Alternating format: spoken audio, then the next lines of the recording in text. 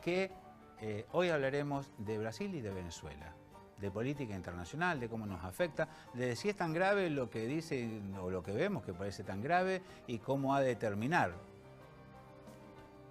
Más o menos, cómo puede llegar a terminar. Con gusto les presento. Comenzamos por las damas, chicos. 3 invitados tenemos hoy. Nuestra dama invitada es la licenciada Alfonsina Soledad Gómez Martín, nacida un 30 de junio en Empalme, Villa Constitución, hincha de Newell's Old Boys de Rosario y de Colón. Gracias, Alfonsina, por venir. Muchas gracias. Gracias a ustedes. Bueno, ¿todo bien, no? ¿Los datos? No, hincha de Newell's no, de Colón sí. Ah, bueno, la producción no se corrija. No me quería meter en la interna rosarina, ¿no? Entonces... No, la producción, esta es la producción, se ha equivocado. Julieta siguió Relaciones Internacionales inspirada en su abuela. ¿Es correcto ese dato? Sí. Es correcto, perfecto. A mi izquierda, un conocido de los medios, al igual que Alfonsina, siempre se lo consulta. Cuando algo pasa, llámalo a Muti a ver qué dice, qué es lo que pasa en tal lado. Con gusto recibo a alguien nacido en San Nicolás de los Arroyos, nicoleño él, un 20 de julio, día del amigo, así que sí. Amigos somos. Por supuesto. El profesor Gastón Muti, que no usa su primer nombre, así que no lo voy a nombrar, búsquenlo por ahí. El nombre que usaba mi padre. Para no confundirse. Don Vicente. Don Vicente Gastón Muti, con nosotros Gastón Muti. Gracias, profesor. Muchas gracias, por favor. ¿Qué temas tenemos hoy, Muy interesantes, ¿no? Y le damos la bienvenida al Benjamín del grupo de trabajo. Por supuesto. Parece, Naví Youssef es tucumano, él nació el 23 de enero y es analista internacional y periodista. Así que un colega, Naví, gracias por venir. Muchas gracias por la invitación. Bueno, de origen, Naví, porque si yo te tengo que contar lo que dijeron cuando leyeron el nombre... Dijeron que era un que soldado del ISIS. Que estamos en peligro. Que estaban en peligro. Es de origen libanés, origen árabe. Naví Youssef, significa sabiduría y Youssef José. Ah, mira vos. El sabio José sería, una cosa así. Bien. Qué bueno. Qué por eso estás acá. Claro. Gracias por venir. Muchas gracias Naví, por la invitación. Por favor, un gustazo. La lógica indica que tenemos que empezar por las mujeres, pero hay un pequeño detalle.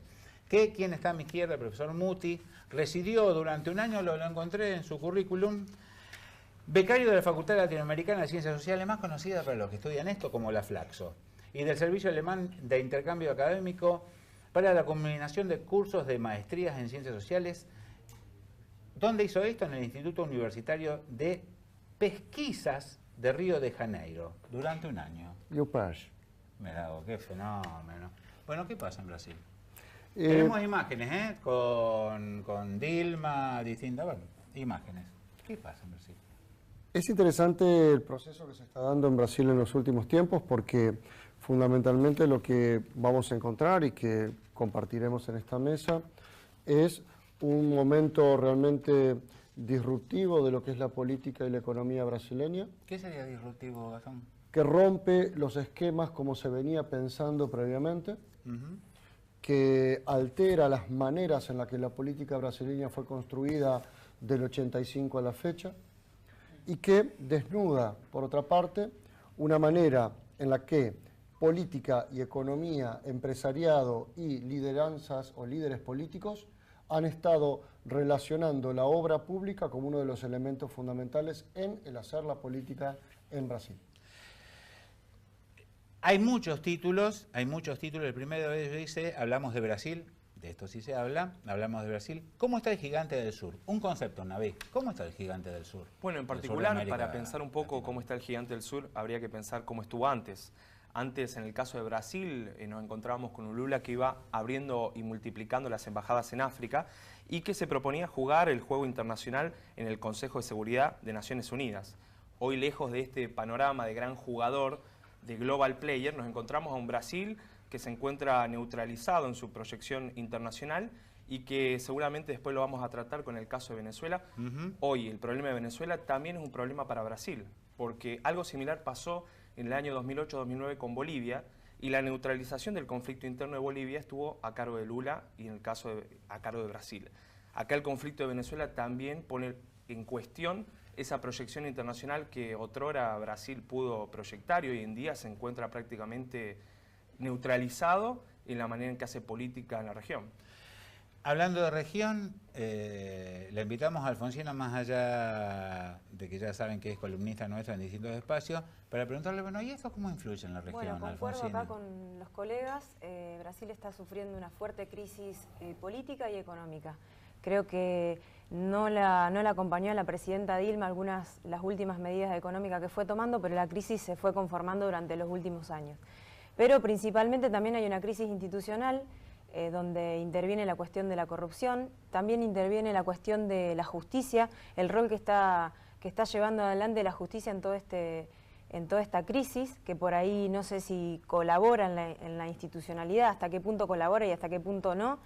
Y bueno, evidentemente actualmente hay una crisis de legitimidad porque el poder lo está ocupando un presidente que no fue electo por el pueblo, si bien estaba en la fórmula con Dilma, evidentemente no puede garantizar estabilidad y asumió después de la destitución, pero además forma parte de la destitución. O sea, esa alianza, esa coalición de gobierno se rompió y bueno, y ya van un año de crisis con la destitución de Dilma que evidentemente la población está buscando una salida y eso es lo que en estos días se está trabajando. Se está trabajando a través de una posibilidad de una enmienda constitucional porque la Constitución no permite llamar a elecciones directas. Bueno, pero que no se sabe si eso va a poder entrar en vigor, si se va a aprobar, etcétera, etcétera. En la historia de los brasileños en el común, viste que vos llegas a Argentina y decís, oh, estos discuten, son todos técnicos de fútbol, jugadores de tenis y hay una final, etcétera, etcétera, etcétera. ¿Ellos son así tan políticos como para que estos temas... los noticieros hablan permanentemente del Lavallato, está Marcelo Odebrecht. Es más, yo leí publicaciones, hace un tiempo estuve pasando unos días con mi familia en Brasil y decía, fíjate lo que decía Gastón, Marcelo Odebrecht, le darán el premio Nobel porque construyó el primer propinoducto que unió a la derecha y a la izquierda. No sé si merece el Nobel. Tal vez merezca la posibilidad de haber aunado criterios de cómo la política se ha empezado a hacer en la región en los últimos años. Porque después tenemos Venezuela y Carlos Andrés Pérez, ya estaba acusado de corrupto, sobre todo por su amante, esposa. Se ha empezado, estoy hablando de los 70, 80 para la fecha. ¿Sí? Porque ¿O faltaba un juez moro? No, porque estas formas de hacer política no se crean de un día para el otro. Los actores políticos se van acomodando y lo que hay una realidad que es muy importante es que nosotros no podemos desconocer algo en Brasil. Todos los presidentes brasileños de Sarney a la fecha han tenido pedidos de impeachment. En su totalidad, alguna de las fuerzas de la oposición lo pidió para con ellos. En dos casos específicos, Collor de Mello y el caso de Dilma Rousseff, estos juicios políticos pudieron avanzar y terminaron siendo destituidos. Pero en la actualidad, el presidente Temer tiene la misma o se está por superar la cantidad de pedidos de juicio político que el propio Collor de Mello tuvo en su momento. Lo que está en el centro de la escena es una manera en la cual política y financiamiento de la política van a estar siendo discutidas. Pero cuidado, va a estar siendo discutido en Perú, va a estar siendo discutida en Colombia, va a estar siendo discutida en Argentina, también va a ser discutida en Chile, aunque en menor medida en Uruguay, y en cada uno de los partidos que están en el ejercicio del poder. Una de las grandes preocupaciones es cómo van a terminar con este tipo de acusaciones. Porque en Argentina no solamente va a haber un solo partido político que puede ser tocado por esta situación, sino que pueden ser más de un partido, tanto de oposición como integrantes de alguna de las esferas del oficialismo, que estén discutiendo su implicancia en muchos de estos procesos. Naví, por ahí leí gracias, Tatín, leí googleando, ¿no? Porque sabía que vienen ustedes, bueno, tengo que estudiar porque si no muestro que no me preparé. Que los brasileños fueron los que inventaron roban pero hacen. Mirá esto, che, qué bueno. En el año 62. Así que son los inventores. De la expresión, ¿no? Sí. Navi, la pregunta puntual es esta. Para buscar a alguien que no esté dentro del Lavallato, del Petrolao, de Odebrecht, tenemos que buscar un noruego o hay algún brasilero, digamos, que pueda conseguir consenso y decir, bueno, este es el presidente. Esperemos un tiempito, lo bancamos, pero bueno, al menos está limpio. No se sabe todavía cuáles son las aspiraciones de Moro, que es el fiscal que llevó sobre todo las causas de corrupción. Ah, qué buena esa. ¿Podría ser candidato? No podría sabía hacerlo eso. si renuncia al puesto. Podría hacerlo si renuncia al puesto. Y también podría devorarse el escenario electoral, porque hoy en día el que tiene más puntos y se lo ve como favorito en las elecciones para el 2018, en este caso es Lula, pero que tiene 30 puntos porcentuales. Si a eso le sumas los puntos de Bolsonaro, que es un político muy conocido en Brasil, sobre todo por sus expresiones de extrema derecha, si le sumás a Aécio Neves del Partido de la Socialdemocracia Brasileña, si le sumás también distintos gobernadores, son más o menos alrededor de 53 puntos. O sea, lo que evidencia esto es que, lejos de un favorito, más allá de lo que se piensa de Lula, lo que hay es una crisis de representatividad muy fuerte, con lo cual tranquilamente cualquiera que salga a ese escenario se puede devorar la cancha. Alfonsina, para cerrar este primer bloque, ¿qué cosa estuviste pensando? Falta decir esto, falta decir aquello, nos olvidamos de este detalle, así redondeamos este primer bloque de cómo está el Gigante del Sur. Bueno, la verdad que influye mucho en Argentina y en la región. Por ahí Brasil es tomado como el líder regional. Hoy por hoy algunos analistas nos dicen que Argentina tiene la oportunidad de usar ese lugar, ¿no? De que puede ser el interlocutor válido de la región. Yo no lo veo así, por la dimensión que tiene Brasil. Liderar una región con un Brasil en crisis creo que no es muy viable. Nosotros, Argentina y los demás países de la región, necesitamos un Brasil fuerte, un Brasil que remonte su economía, que también supere esta crisis de legitimidad. Y con respecto a lo que decía acá el colega, no sé si la justicia, ocupando otro rol, puede tener puede ser favorable o puede ser... la gente lo puede tomar como bien. Yo creo que... Yo lo decía más que nada porque en las manifestaciones se veían carteles de Moro, pidiendo a Moro. ¿Y no será No porque ha llegado el momento? Ahora hacemos la pausa y lo dejamos en qué puede pasar para el próximo. Pero quizás... me voy a adelantar a cómo iba a iniciar el segundo bloque, pero no importa. Hay un analista político, periodista... Asís, Jorge Asís, que lo conocen, que se la pasa diciendo, córtenla con esta epidemia de choreo porque no va a quedar nadie, muchachos. Bueno, vemos qué puede llegar a pasar en el próximo bloque. Gracias, ¿están cómodos? Estamos cómodos. Sí. Gracias, muchas gracias. Señores, hoy hablamos de Brasil en la primera mitad, en la segunda mitad hablaremos de Venezuela. Ya volvemos.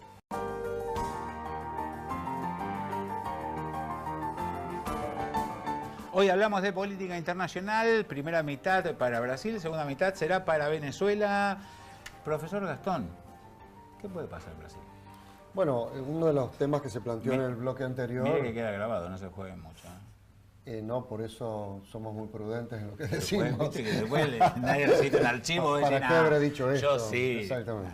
No, pero una de las grandes discusiones del Brasil de hoy es cómo se va a ir procesando institucionalmente, lo comentábamos con los colegas en el bloque anterior, justamente... Es una discusión, perdón que te haya cortado, sí, Gastón, ¿es una discusión popular o una discusión de nivel de dirigentes? Yo creo que los dirigentes deben estar más preocupados. Hay una discusión popular, que la discusión popular es directas ya, o sea, volver a aquel viejo eslogan del año 85, en el cual se planteaba la elección de Tancredo Neves, abuelo de Aécio, hoy uno de los principales acusados también por el problema de la corrupción con Odebrecht, y particularmente en el sector de las movilizaciones populares, lo que está muy presente es la idea de las elecciones directas ahora. Sin embargo, lo que uno va pudiendo observar y leer en analistas políticos brasileños, periódicos brasileños, colegas brasileños que están siguiendo la situación, es que particularmente ellos están señalando la posibilidad mucho más real de que sea el Congreso quien, a través de una votación indirecta, sea quien termine eligiendo quien pueda culminar el proceso Temer, si es que se logra presionar a Temer para que renuncie, porque tampoco tiene mucha factibilidad de ser aplicado un impeachment contra Temer, porque llevaría tanto tiempo que culminaría antes su mandato que la realización de ese juicio político. Con lo cual, imposibilidad probablemente de una reforma constitucional, como recién comentaba, particularmente... ¿Y eso se puede hacer Alfonsina. rápido? No, No, tampoco. Claro. Tampoco. Tampoco. Tiene sus tiempos institucionales que no son particularmente rápidos. Y también es interesante que la clase política, y ahí Navid planteaba un dato sobre el juez Moro, su posibilidad de ser candidato o no, la clase política va a terminar eligiendo a alguien de su propio entorno para resolver un problema, culminar un mandato y ver cómo se posiciona para las elecciones que se avecinan en los próximos tiempos. Navid, ponele tu marca, a ver, ¿qué puede pasar? ¿Cómo termina esto? Ya un poco Llega está- un noruego, baja del avión, ahí en Río de... no, en Brasilia tiene que bajar. Baja en Brasilia, lo llevan. La verdad Total, es este que no hoy la entiende crisis nada. de representación, si bien puede ser solucionado con un parche, a través de elegir a alguien particular que sea de la misma sociedad política brasileña, lo cierto es que hacemos en el 2018, porque hoy en día Brasil, por más que elige entre la misma clase política quién se va a quedar con el mando, la verdad es que no ostentará nunca el bastón presidencial, que vendría a ser el verdadero poder. Eso hace que las inversiones no lleguen a Brasil, eso hace que el comercio no fluya con Brasil, eso hace que las decisiones políticas en Brasil no tengan un sustento desde la base de la legitimidad social. Así que a mí me preocupa más qué va a pasar en las elecciones presidenciales. Hoy en día el único que puede hacerle frente es Lula. El piso y el techo de Lula es muy reducido. Entonces me parece a mí que va a venir en algún punto de vista un nuevo dirigente que pueda romper ese escenario. Ya algunos vienen anunciando, no sé si se conoce mucho, el caso de Bolsonaro, que es un dirigente bastante controvertido, pero me parece a mí que se está polarizando mucho y se está yendo mucho hacia los extremos la política brasileña. Bueno, por todo lo que han comentado, parece que ellos también tienen una grieta, que no es solo por aquí, por estos lares. Alfonsina, cerrá el bloque. ¿Qué puede llegar a pasar? Bueno, ¿Y creo qué que, puede llegar a pasar a partir de lo que pase con el resto de la región? de acuerdo con los colegas, primero la discusión a nivel sociedad, es verdad lo que decía Gastón, que la gente está pidiendo elecciones directas, pero a nivel constitucional, o sea, de acuerdo a lo que dice la ley, no se puede. Se aprobó en comisión del Senado esta posibilidad, pero va a llevar mucho tiempo. Aparte hay que ver si están los acuerdos para poder aprobar eso. De todas formas, si la otra solución es la elección indirecta, o sea, en la Cámara, que se elija un representante, o sea, puede ser que esté ejerciendo o no un cargo legislativo, no sé si eso también, con la crisis que se viene arrastrando, eso va a ser la solución. Yo lo veo como que también eso puede llegar a adelantar otra situación. Pensemos que falta un año, más de un año y medio para que termine este mandato que no pudo terminar Dilma y que está intentando cumplir Temer. O sea que yo veo que las cosas están yendo mucho más rápido que como que la ley o las cuestiones legales lo están ameritando. Entonces por ahí no sé si nos esfuerza otra salida, a pesar de que por ahí se pueden dar las indirectas, después no se intente llegar a ese acuerdo para llamar a elecciones, aunque sea 2 o 3 meses menos, pero hacerlo. Porque veo que la crisis es muy grande. Una cosa es lo político y lo otro es lo judicial, que siempre lleva tiempo. Nosotros los argentinos nos encargamos también de hacer frases, no solo los brasileños son buenos para eso, sino que tenemos una que es muy cierta y dolorosa, que dice que si la justicia llega tarde no es justicia. ¿Y todo esto se sabrá? ¿Habrá gente presa o terminará preso un Andrés Sacone, ninguno de los número 1? Ya hay gente. Ya, a mí me Procesado. parece que un poco Dilma intentaron, Ajá. en el momento en que se realice el impeachment a Dilma, que yo Sí. la verdad pongo en tela de juicio si se trató de un verdadero juicio político, me parece que tuvo más de política que de juicio. Me parece que al intentar sacar a Dilma, en este caso de la presidencia, se intentó buscar de alguna manera un punto de oxigenación, en este caso del sistema político.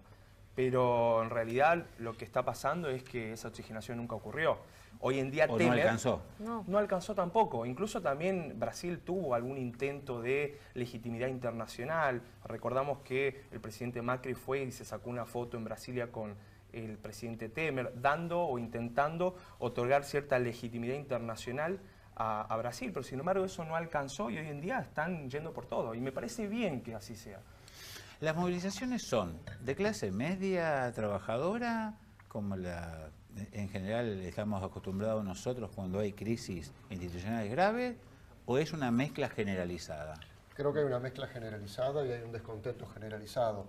Plantear que hay un solo sector social que está representándose en las calles solamente nos puede llevar a un error a la hora de poder hacer un análisis.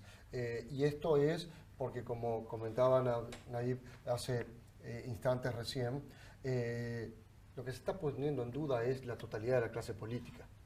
Ese entramado de relaciones entre la clase política, los sectores empresarios, corrupción, financiamiento de la política, excede a un partido en particular, y eso lleva a que lo que está en duda es el concepto de representación en su conjunto.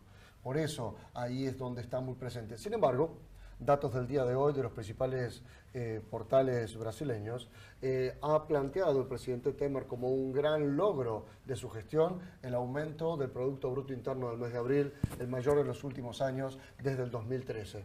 Con lo cual, nuevamente hay un intento de oxigenar la política que no se puede oxigenar por el lado de la justicia, que no se puede oxigenar por la propia justicia, por la propia política, perdón, sino que se le intenta oxigenar por algún tipo de resultado económico que se empieza a dar en la economía brasileña. Dame otro datito, Alfonsina, así cerramos Brasil. Bueno, el impacto en la región, como acuerdo con Nayib, bueno, también con Gastón, en el sentido de que se necesita una solución a la crisis de Brasil. No se puede tomar ninguna decisión económica seria con esta inestabilidad. Ese dato que vos decís, Gastón, que da Temer, yo creo que es un manotazo de ahogado de Temer. No sé hasta qué punto eso impacta y la sociedad lo siente así. Además, no sé si la sociedad está demandando tanto crecimiento económico hoy, creo que está demandando otra cosa, está demandando realmente un gobierno legítimo y lo está pidiendo a viva voz. Entonces la clase política tiene que escuchar esto y se buscarán los instrumentos legales y jurídicos necesarios, pero esto va a tener que acontecer. No sé si resiste el año y medio que queda de este mandato y de todo lo que viene pasando. Si estuviera el Mundial a mitad y no tan lejos, seguro que pasa. Sí, es una solución, pero Latinoamérica siempre funciona. Bueno, pero igualmente el Mundial en Brasil no fue una solución. No, porque perdieron 7-0, pero si salían campeones. Y las Olimpiadas en Brasil tampoco fueron una solución. Quédense porque ahora nos vamos, los invito a viajar hasta Venezuela. Nos vamos un poco más arriba. Dale, la vamos a pasar bien, si no andamos por el centro. Señores, ya volvemos, dejamos Brasil atrás, segunditos. Venezuela, ¿cómo está? ¿Cómo puede llegar a estar?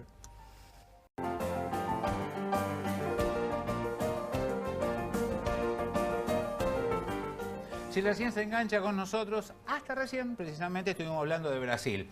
Están invitados y nos acompañan Alfonsina Gómez Martín, licenciada en Relaciones Internacionales. A mi izquierda el profesor Gastón Mutis, politólogo, licenciado en Ciencias Políticas.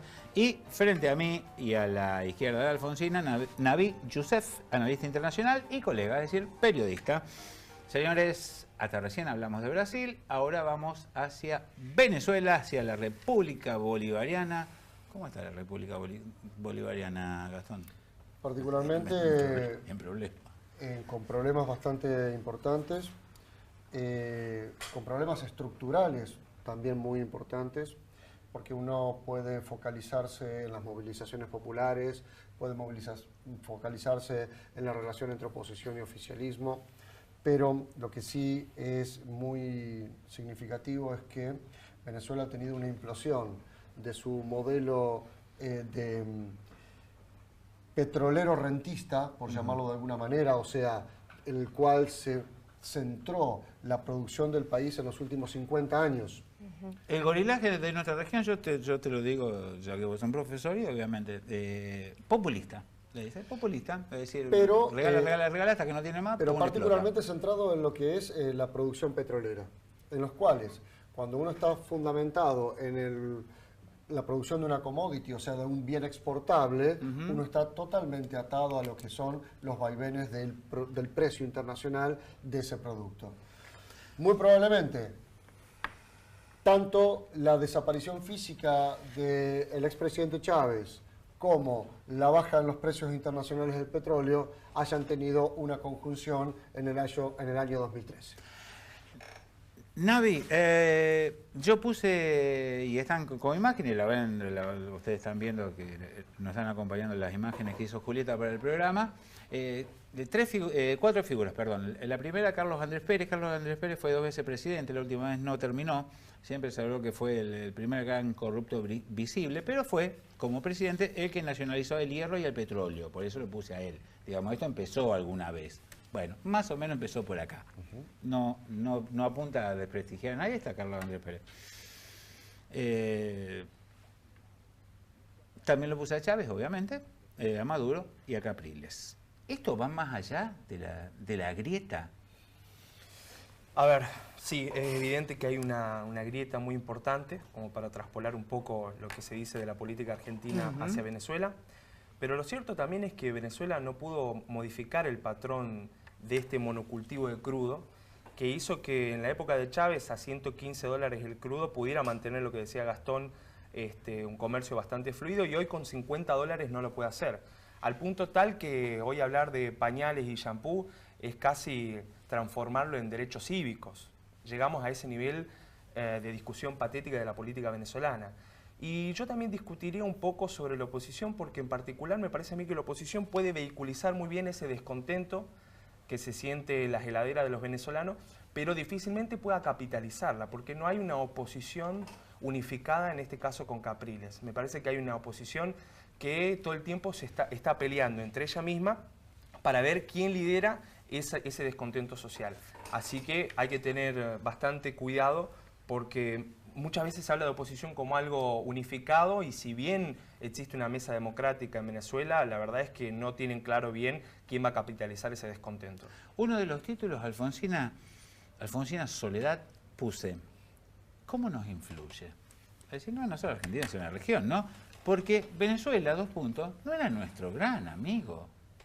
Bueno, hubo es decir, a lo mejor pasa con muchos amigos que no son amigos, que cuando no andan bien no nos conviene que sean nuestros amigos. Y cuando andan bien, somos muy amigos de este amigo.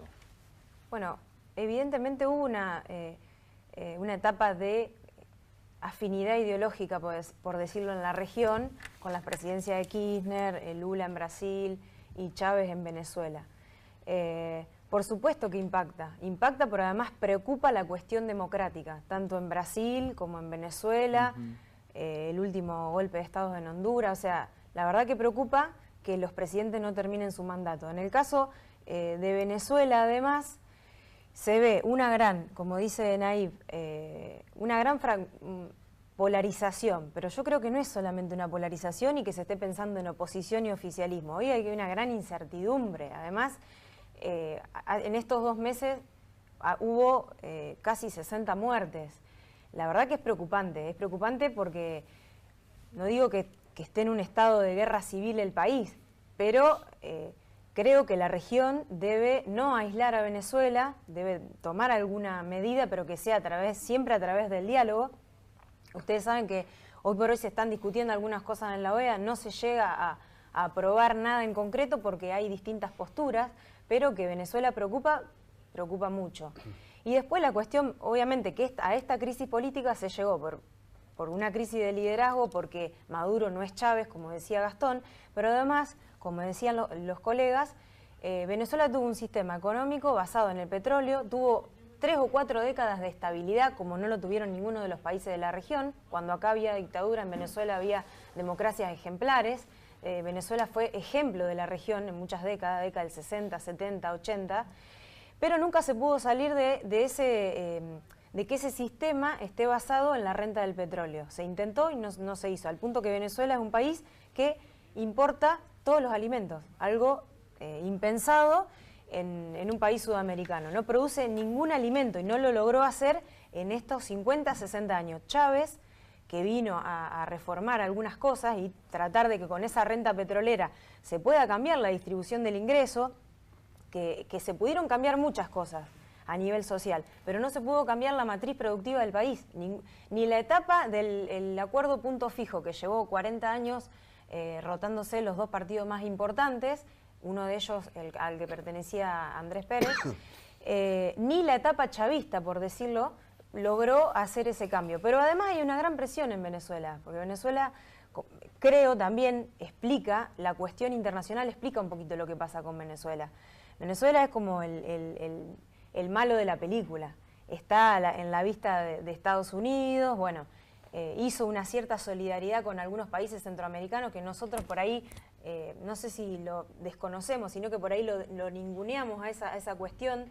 Con el tema del petróleo, estableció ciertos lazos de solidaridad regional que hoy por hoy son los que todavía lo ayudan para que en Venezuela, no quiero decir que vaya a suceder, pero en algunos sectores hay ciertas presiones, no digo que haya que intervenir Venezuela, pero a ver, algunos sectores lo dicen o lo conciben como que Venezuela no va más, que hay que hacer algo, como si hubiera que tomar una medida drástica a lo que está pasando en Venezuela. Eso se comenta y se dice, se ponen en la mesa de discusiones.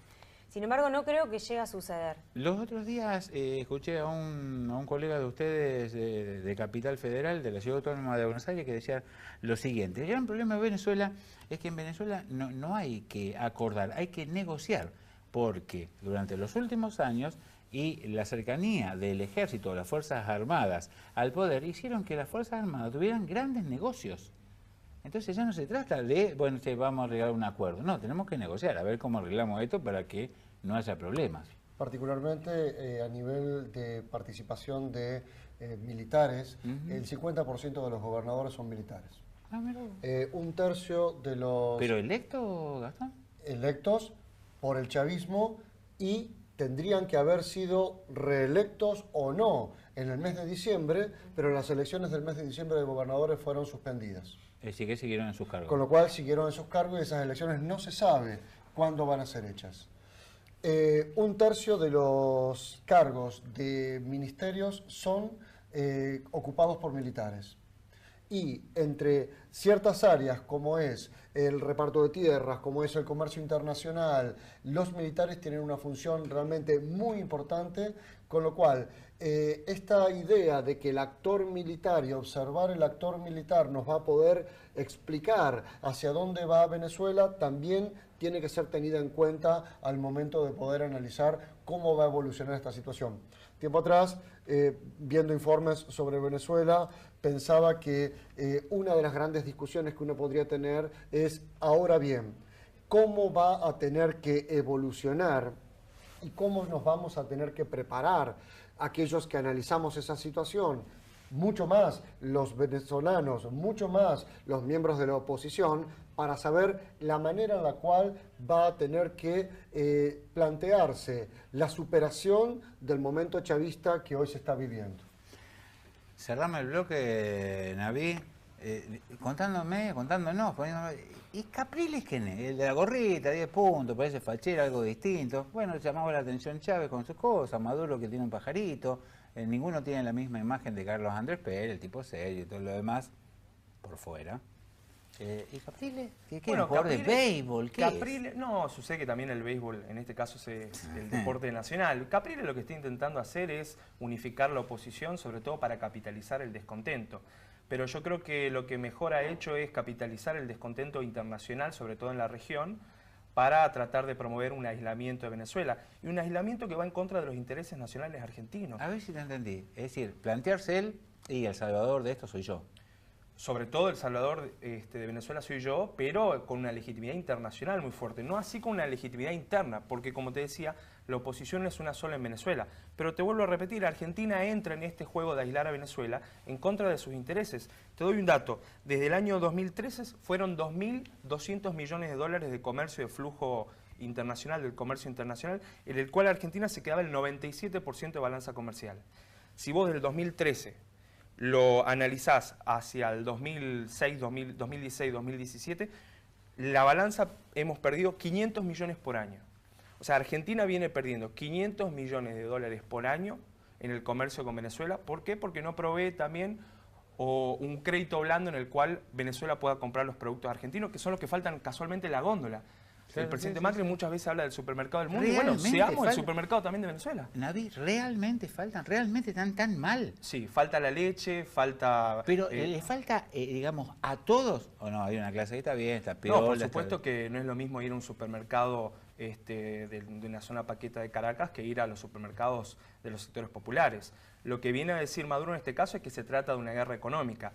En particular, uno que viene analizando la cuestión de Venezuela, yo creo que tiene que ver con ese patrón de monocultivo de crudo que Venezuela no pudo sortear y que no es solamente Venezuela, porque muchos países no lo pudieron hacer.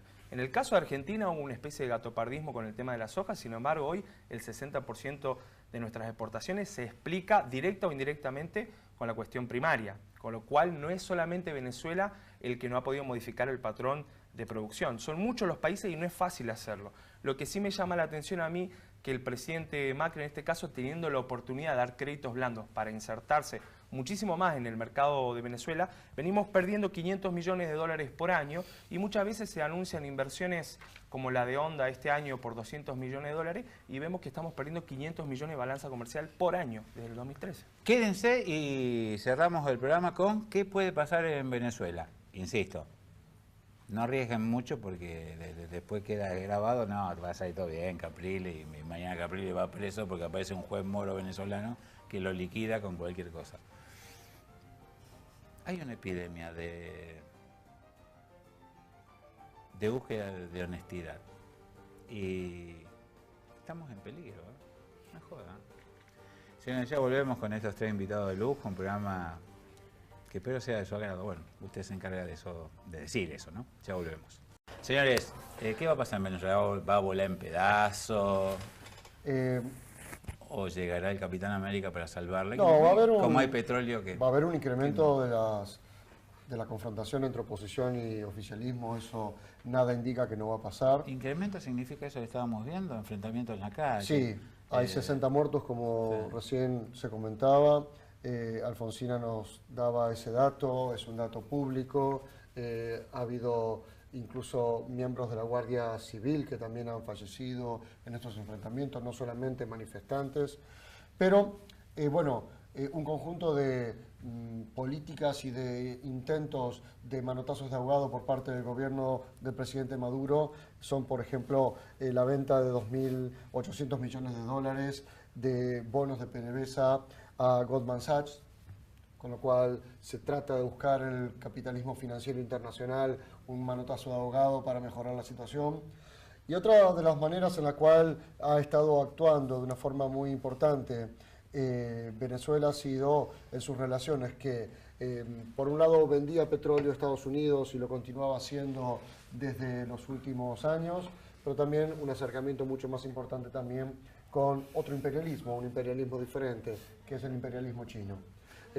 Por los dos lados uno lo puede estar observando y el impacto que puede tener también en algunos países centroamericanos como Nicaragua, como Cuba, en los cuales han estado dependiendo estas dos economías como Nicaragua y Cuba también del petróleo venezolano, y los precios del petróleo venezolano permitían corregir algunas de las situaciones que se estaban dando en esos países. Naví, Maduro, mira, yo te voy a decir que dicen mis amigos. Para todos mis amigos del club, es un payaso que no tiene la menor idea de nada y que llegó ahí porque tuvo la bendición de Chávez. Lo que sucede Defendelo, principalmente, por favor, su colega, tenés es que a mí me molesta sobre todo cuando la única manera de nosotros informarnos desde el punto de vista de la ciudadanía es a través de los cables, por ejemplo, de Reuters, que tienen una mirada sobre todo bastante particular sobre lo que pasa en Venezuela, y no digo que ni esté bien ni está mal, pero no tenemos la mirada completa. El presidente Macri ha sacado, por ejemplo, Telesur de la grilla informática argentina. Los medios santafesinos muy pocas veces, sobre todo, tratan cuestiones internacionales.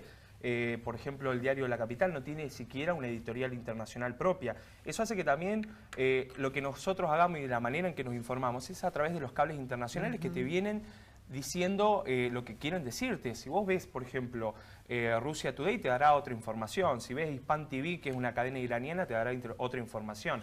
Si ves a Telesur, habrá otra información. Lo que no podemos hacer es siempre, desde el punto de vista de la información y desde el punto de vista de la honestidad intelectual, es sacar, qué sé yo, 2 o 3 minutos o 2 o 3 segundos de un video donde está hablando Maduro para descontextualizarlo y dejarlo como un tonto. ¿Por qué? Porque no nos dice nada de lo que está pasando en Venezuela. Sencillamente porque, lejos de darnos un panorama acabado de lo que está pasando en Venezuela y cómo resolver la cuestión, lo único que nos muestra es simplemente un cortito de 3 o 4 segundos en donde Maduro habla de un pajarito o está bailando. Sí, no, la del pajarito quedó. A mí me molesta desde el punto de vista de la honestidad intelectual cuando nos ponemos a hablar de Venezuela que la invasión informática solamente se base en un costado de la moneda y no veamos la película entera. Y después sacar las conclusiones. Porque podés estar en contra de Venezuela, a favor de Venezuela, tener una mirada del punto medio, pero tener la película completa para analizarlo. Licenciada. Sí, estoy de acuerdo. Creo que el tema... Qué buena la de Telesur, ¿eh? Yo ni sabía. No. Bueno, yo en Twitter sigo todas las cuentas, de todos los medios, de distinta corriente ideológica, por decirlo. Entonces, pero bueno, entonces tómese 3, 4 meses de vacaciones ya, si sigue el todo. rol de los medios creo que está bastante... que faltaría investigar un poco más sobre cómo está impactando en los sistemas políticos el rol de los medios. Creo que eso responde también a una cuestión de intereses, porque... ¿Por qué todo el tiempo estamos generando de que Maduro es un tonto? O bueno, esto porque justo estamos hablando de Venezuela, pero sí. pasa... Bueno, ¿qué hicieron durante la campaña en Estados Unidos? Todo el tiempo poniendo a Trump en un lugar. Sin embargo, Trump ganó las elecciones, sí. Hoy está tomando decisiones. Con esto no estoy metiéndome en un juicio de valor sobre si Trump es mejor o peor o sobre si Maduro es mejor o peor. Estoy hablando del rol de los medios. Después, arriesgo que lo que puede llegar a pasar...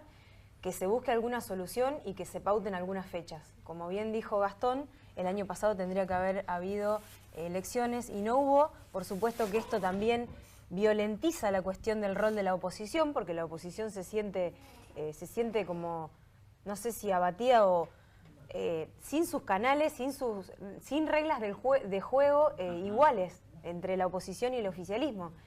Con esto no estoy justificando la violencia, pero... Sí, claro, pero ¿qué? No sé nada.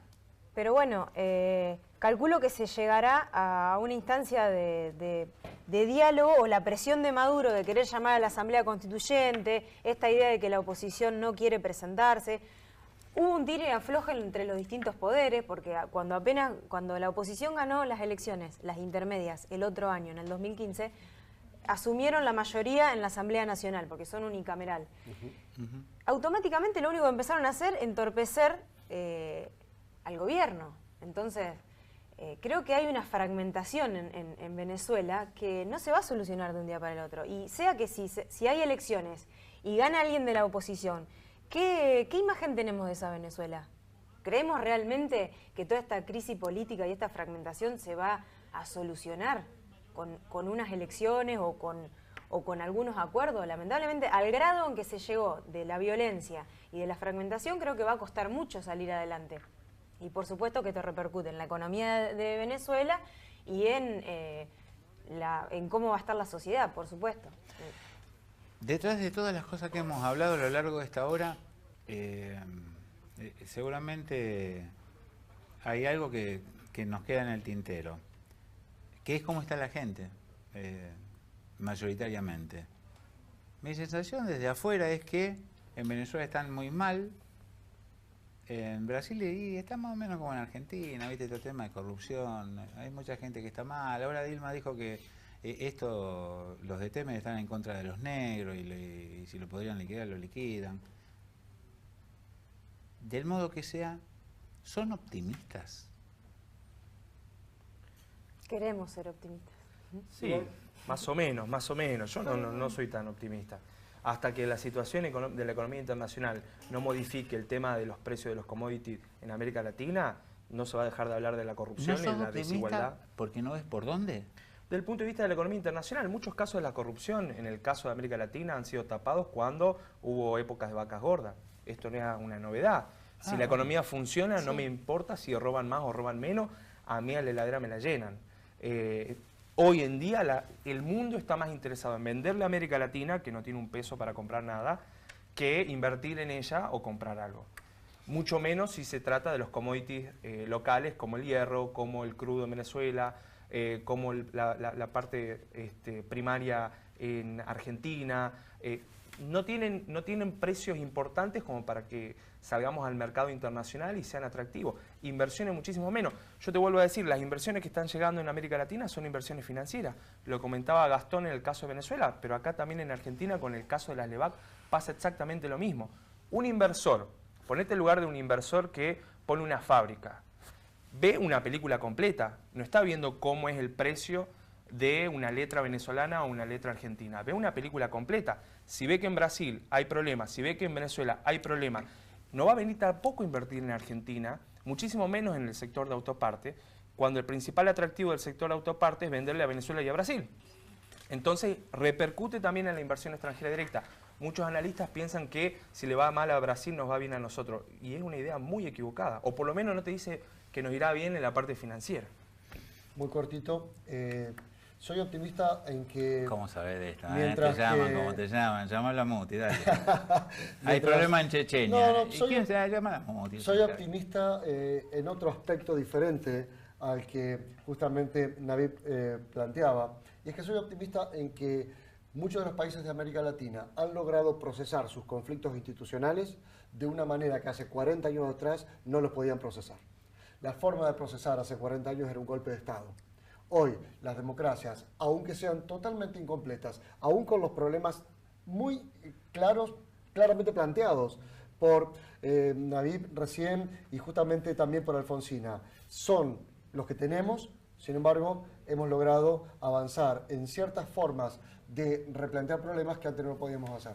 Igualmente, en Venezuela, el papado fracasó también en la manera de intentar relacionar oposición y oficialismo. No lo he podido hacer, veremos si hay otras oportunidades para avanzar en ese sentido. Muchísimas gracias. Muchas gracias a ustedes. Alfonsina ha sido la mujer más linda de la mesa. Bueno, gracias. Sí. Qué interesante, ¿no? Escucha, es la única, estos Ya que- son todos unos campeones. Señores, muchas gracias. No, David, por favor. Alfonsina, gracias. Gracias. Gastón, gracias. Por favor, muchas gracias. Señores, vaya, pero vaya programa que hemos tenido, Y sí, nos tenemos que ir. Así ocurre, cada vez que empezamos sabemos que llega un momento en el cual nos tendremos que ir. Y ese momento ha llegado. Pero volveremos, Sí, sí, así será. Eso sí, tan solo, única y exclusivamente, si Dios así lo quiere y usted. Así que pues bien, será hasta entonces.